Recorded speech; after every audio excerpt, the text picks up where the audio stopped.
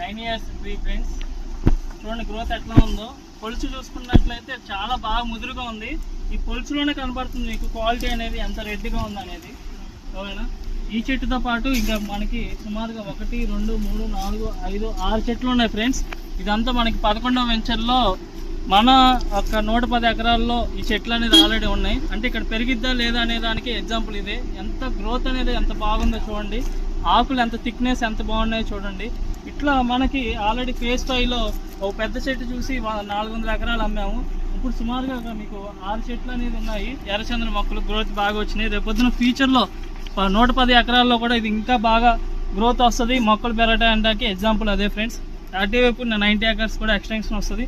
మీకు ఇక్కడ ఎర్రచందనం గ్రోత్ వస్తుంది, బాగా వస్తుంది, క్వాలిటీ కూడా వస్తుంది. మొక్కలు కనుక మీకు చూసినట్లయితే కింద నుంచి పై వరకు చూసినట్లయితే రెడ్ క్వాలిటీ అనేది మీకు లైవ్లో కనబడుతుంది.